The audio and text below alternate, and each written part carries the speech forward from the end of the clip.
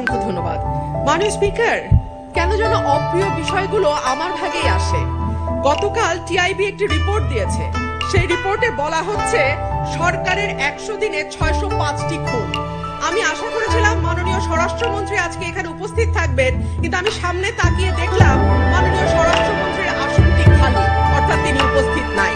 কি আর করা, তার অনুপস্থিতিতেই বলি। সরকারের প্রথম 100 দিনে দেশে হত্যা, অপহরণ সহ বিভিন্ন অপরাধের উদ্বেগজনক হারে ঘটেছে বলে দাবি করছে ট্রান্সপারেন্সি ইন্টারন্যাশনাল বাংলাদেশ।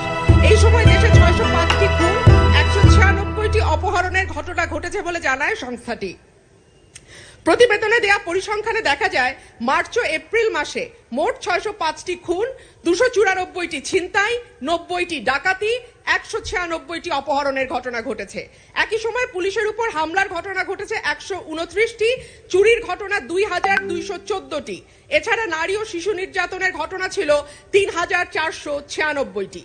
আলোচিত সময় ধর্ষণের শিকার হয়েছে 78 থেকে 102 জন, গণধর্ষণের শিকার 30 থেকে 36 এবং ধর্ষণের শিকার শিশুর সংখ্যা 49 থেকে 71 জন।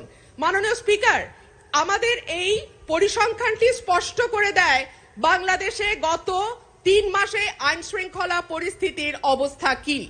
আমি বলেছিলাম যে এই সরকারের অর্থনীতি এবং আইন শৃঙ্খলা এই দুটো বিষয়ে যারা মন্ত্রণালয়ের দায়িত্বে আছেন তাদের উপরে নির্ভর করবে 50 ভাগ এবং বাকি 50 ভাগ অন্যান্য মন্ত্রণালয়ের উপরে, যে এই সরকারটি কতটুকু সফল বা ব্যর্থ হবে।